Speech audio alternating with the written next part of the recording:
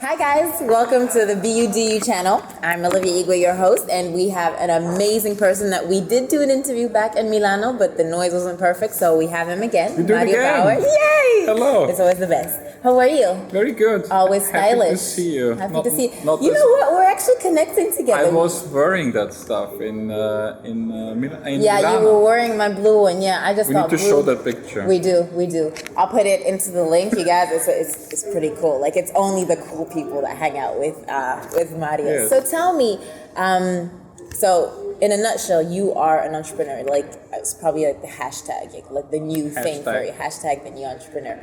But you do so many things. So you're an author. You are also the co-founder of Curtis Brothers Ketchup, which is funny. On one of the interviews that you did not long ago, they said it was like the adult ketchup. So I thought that was pretty interesting. You're also the ambassador of AmRest, and you're a former board of Vapiano. So what is there that you have not done that you want to do? Is there anything you want to do? The problem is that I have a hard time to say no. I feel like a boy in the puberty who starts dating girls and who cannot decide with which one to go. So at the moment, I was in a phase in my life after I stopped Vapiano. I think Vapiano was very important for me because it structured my life, and it didn't allow me to do a lot of things by the side because it was really engaging full-time job. Nevertheless, I did Curtis on the side, but besides that, it was like, okay, I was restricted. And then when I stopped and I said I focus on the Ketchup, all this kind of, can you help me there, what do you think about there? And all these things came, and I said yes to too many things, and then I ended up with a huge portfolio, what was kind of weird. So I think the last year was like focusing and what I find out what I like to do. So this is my passion, This is my focus, but nevertheless the whole restaurant business is like I built a network, I love the people, we're sitting here also now with friends, and at the end of the day it's like a muscle, and if you don't keep it alive, then it's gone. So I thought, who would need that muscle? Who would have like a synergy where I can bring in my network and my experience? So I think it was a perfect marriage with AmRest. AmRest is a very, very fast growing, huge company with 400 new stores every year. And I love the management, and I said, okay, fine, I can be the brand ambassador, what basically means bringing talents to them, bringing potential acquisition and speaking on their behalf of conferences. So that was kind of a great fit. And then I founded another company called White Space Partners with 4 friends, and there we said everything basically what I hear on the market, what need help to professional grow, I can still act there as an advisor but not alone. So we have this group, it's an advisory boutique. So basically it's now AmRest, White Space and Curtis. This is what I tried to narrow down. But besides also to keep the network alive, I do a podcast. You do the podcast. I was just about to say, tell us a little bit more. And I wrote this book, what was a very funny project, but yeah. That's still a lot, so that's still good. But I like it because, as you say, you had to find something that brought you consistency, and Vapiano did. And now that you have that, that's, I'm sure, helping you on smaller things. A friend of mine warned me. He was like investment banker, and he stopped working this main job, and he said, Mario, you will get so many like distractions afterwards. Learn to say no. What I didn't listen to him, so it was a really, really great advice, but I fucked it up. But well, at least now you know. Now I know. So now what you don't know, you do know now. That's so true. So there's one sentence, so there's one, I would say, mantra or motto that you love saying, which is, in life there are 2 things that matter: food and love. Tell me why that came up, because that is so fitting. So first of all, I stole it. Einstein said it, but I thought that Einstein said so many really smart things, and he's known for so many important things, so he wouldn't mind. Yeah. And I always said that. I really think it narrows down, because obviously you need love. I really think without being loved and being felt loved and love is like, it's not fun life out there. And food is really, I think, more than just putting nutrition in you. It's really to connect people and sharing meals. And this is the best thing in our industry, because since over 15 years I'm traveling, I'm having at least 2-3 meals a day, and I think I have no meal alone. I meet for breakfast, I meet for lunch, I meet for snacks, I meet for coffee, I meet for dinner. So I always associate a restaurant not just with the great food I have there, but with the person, one person or several persons who I spend it with. And this is, I think this is the best thing in my job. And as long as I have Curtis Brothers or AmRest or back then Vapiano, what allows me that lifestyle that I can be out there and travel and meet interesting people and having great food. Yeah. Because when we have finished lunch, the first question is, so what are you going to do for dinner? Yeah. So it's really like you go from one to another, and then you keep on. Yeah. So that would lead me to the other question, because you said you travel a lot. So you're Austrian, but you live now in Amsterdam. So is that like your new home, and why Amsterdam? It happened, Amsterdam, but now I really think I will not leave there anymore. The city fits to me. I really like it. It's a very tolerant city. It's a very open-minded city. You basically can do whatever you want to do, and you're kind of accepted. The lifestyle is very nice, and we live on a boat. Yes. And that's kind of a very unique living, because it's like quirky and imperfect, and I really believe in imperfection. I really think, because I'm doing so many hotel rooms, and when you go in a hotel room, everything is cleaned up and everything is perfect. And on a boat, it makes weird sound. It kind of moves. We have our ducks outside, what we feed, and it really fits to our lifestyle, because I'm traveling a lot. Yes. And it's more like a weekend, not even like every weekend. I'm not 3 weeks on the road. Yeah. But I'm happy to come home today, and then it feels like very nice, because you go there and it feels again like a holiday, because you see the water and it's very nice. I love Vienna. I think it's one of the best cities to live, but I live there. And I still have the Curtis Brothers' company head offices there. But I think Amsterdam is your home place. now. I think there's like a place where you were born, and there's a place like as you grow, you need just like to be able to set up. So that would bring me to your Curtis brother Ketchup. So tell me about how this story started, and what's your massive big vision? Because you have grown since you did your first launch in was it Bluebird in Chelsea? You've been there. Yes. It was. I do a lot of hotel nights, as I said, and it's around 300 hotel nights, and I was lucky enough, we counted last time, I traveled 106 countries, so it was really massive journey over the last decade. And almost every day I go to have breakfast, and I love to have some toasts or paninis, and most of the time I have a sauce. And one time I was in Oman, in Muscat, and I opened the Heinz, small Heinz bottle, and I realized that I'd never opened another ketchup in my life. And that was like, it made like click like this sound. I said, I've been in so many countries. I had probably breakfast in, let's say, 80 countries or 90. I never received another ketchup than Heinz. So first of all, I thought it's incredible. Okay. And then I thought, why?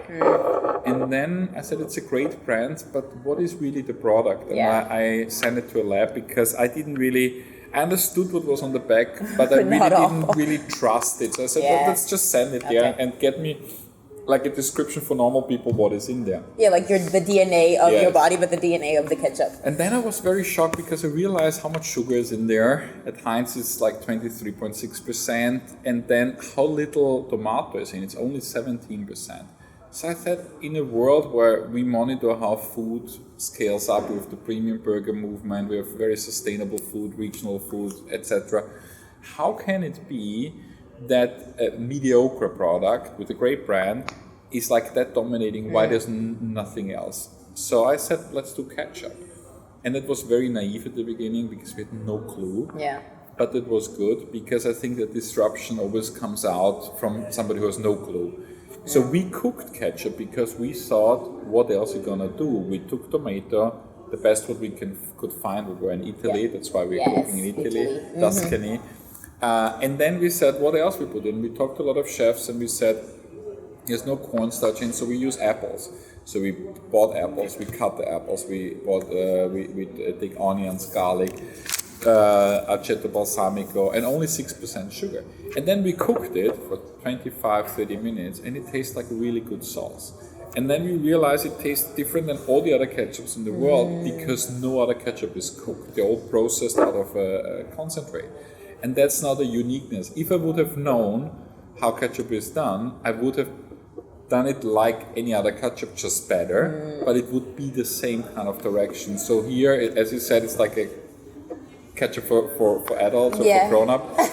And it was a hobby, and that was also the reason why I started in Tuscany, because I thought if I need to go there on the weekend or in my holiday to cook ketchup, it should be in a nice place. It was very egoistic, and I'm a fake Italian. So, and now we ended up there, and it was very organic because we said to the guy we buying the tomatoes, said, do you know a friend who has apples? She said, come on, my friend has apples, and do you have a friend who has chili? In all this region around Castaneto Cotuccio, what is in Bulgaria, where we cook, is organic. So we ended up buying from organic farmers. So then we said, okay, then let's make it organic. So it was not like a layout on a business plan like saying it needs to be regional, it needs to be. It was so natural that it is regional because it was so easy. And now obviously it became the mantra and the vision. But it really grew up also out of a belief in the product. And then I think I realized after 1 or 2 years it's more than a hobby. Yeah. So it also felt that Vapiano grew too big and too corporate for me. I think there's time for every phase of the company, and I really loved the cowboy times when we just grow and everything was like you call and you just do it. And after we went public, obviously it became very structured. I said that's not for me. Yeah. And at the same time I heard the calling to say this is spend more time, spend more energy. So I took my positive energy, what I've always put into Vapiano, and just said, okay, let's put it into here.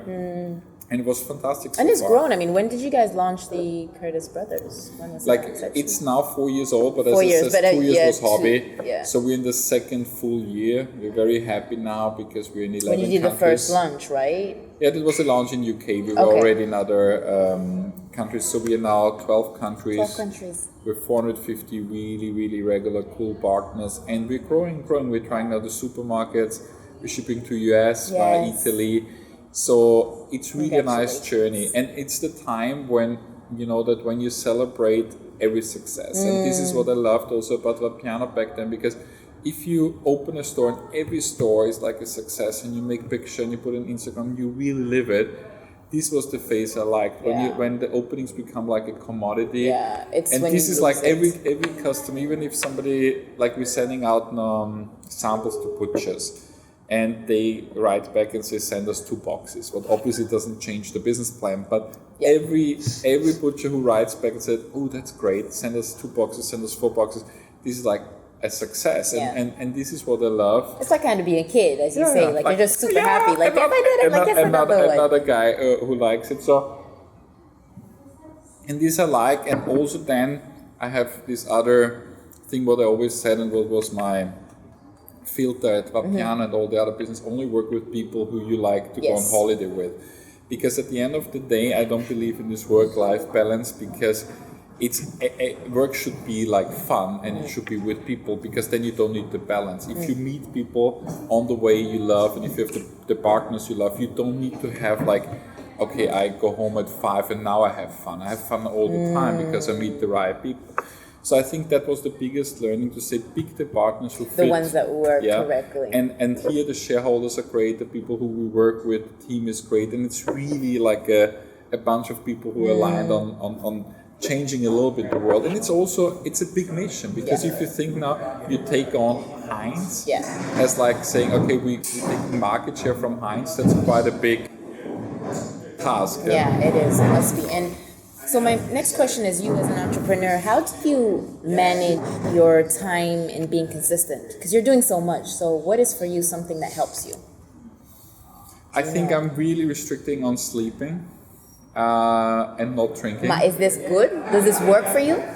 I think it works for me to be awake because I fly every day. I do a lot of time zones, and I'm very structured in terms of when I go to sleep, and at least I want to have my 5-6 hours what makes me working. I'm very good in planning. I'm probably booked in the next 3-4 months, so I know where I will be. Nice. The hotels are booked, the flights are booked, and then I fill it with chaos. So I'm very chaotic on the day. So I know that I'm in London, but I'm very chaotic what I do here. But I can tell you when I'm the next day I'm in Madrid. But then I'm very chaotic what I do there. I'm very flexible. Like, okay, here I see something, let's do that, or something like, or post on on Facebook. What works quite a lot, I'm in the city, who is there? And then you're like, everybody, you just take it. So I think that's this, it feels very chaotic if you follow me and said, how is it done? But there's a good structure behind. And I have always very good people working around me and being the back office, because I don't have an office. Yeah. I realized that since 15 years I don't have an office. I don't have a company car because I don't know where even to put it. So I don't have any car at all. Plus, if you travel around the world, like if you're going to travel with your car, it makes sense. Okay. Yeah. So let's go on to your TEDdy Talks. So tell me about that. How? Because that seems like a massive, big joy. And you always have a teddy bear. So why Teddy for you? Yeah, that was really also, I think now, how should I say that? Now it looks like a thing, but when you follow the whole story, it really grew up of a very nice story. I was at I go a lot of conference where I also always meet your dad. You always meet my dad, yes. And some speeches are really like changing your life. And there was one speech of a mountain climber, blind mountain climber, an Austrian mountain climber. And he talked about the fear and how he overcomes fear when he climbs the mountain. It was a very impressive talk, because it's crazy if you think you climb all the Kilimanjaro, Mount Everest as a blind person. But then in the Q&A with the board in a smaller group, I said to him, was there never like a situation when you were afraid, when you had fear? And he said, sure there was. When I was a boy, when I was 6-7 years old, he grew up on a countryside in Austria on the mountains. And he was born blind, and he was born into a very simple family. And his dad back then was giving the advice not to raise him in the mountains because it's very dangerous, but to send him away to a bigger city. So he said, no, I'm gonna raise my boy and he will go hiking with me. So he kind of took him hiking when he was blind. But when he was 6 years old, he went to his dad and he said, Dad, all the time when I open the door, I'm very scared because I'm not sure what is behind the door, if there's bad people or ghosts or whatever. I don't know, I'm just like scared. So what can I do? And the dad said, I don't understand your fear. And the boy said, yeah, but you see what is behind the door.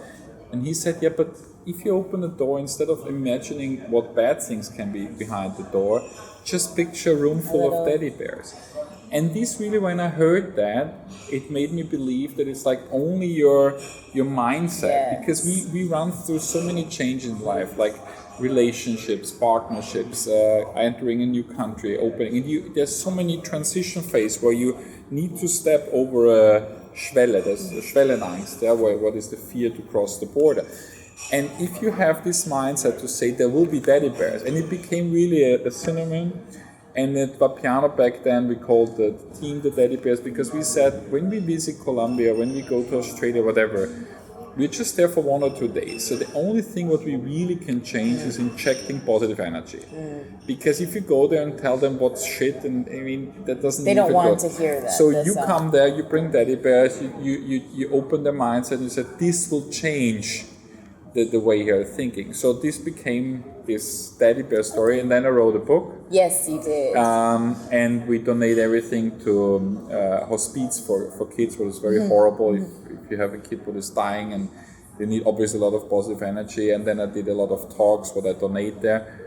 And then we said, now also let's do a podcast. And then obviously there's another show with a very similar name as Teddy Talks with. Yes. So I thought I take that on, and it's very nice. And it's a way to engage with people.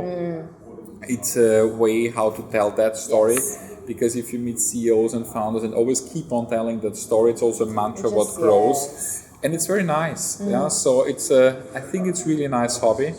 And we have nice people around filming us. We do. So one last thing before I cut you off, but what would you tell your younger self? Because I know you're listening. One thing you could tell them that you have learned over your journey. You mean what I made wrong and what I... Anything for you that... Because what is wrong, what is right? I would really encourage everybody to follow through their beliefs, because I choose a very different path on how to do it, and it was like different as my family would do it and different as my friends would do it. But at the end of the day, I'm doing what makes me happy every day. And I think if somebody feels that you're stuck in a relationship or that you're stuck in a job what you don't know, you know that, and you don't need to accept it. There is something different. Everybody can be happy. Everybody can see the teddy bear. Yeah. So I think the message would be not to let your fear hold you back, but to instead of seeing what can go wrong when you change it, to see what can only go see right. what is positive. And also to surround yourself with positive people, because a friend of mine always said, you are the result of the 7 closest people you interact.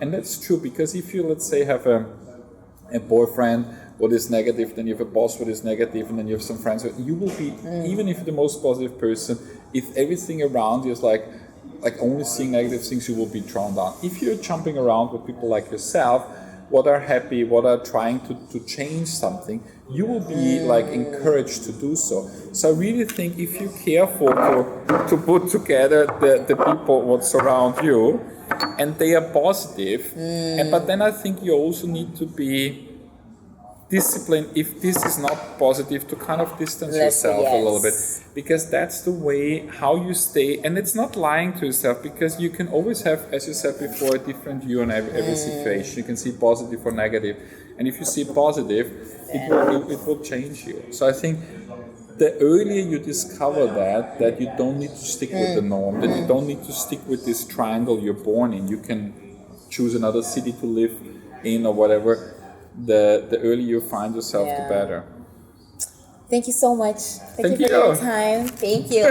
Thank you. We finally made it. Lovely. Thank you.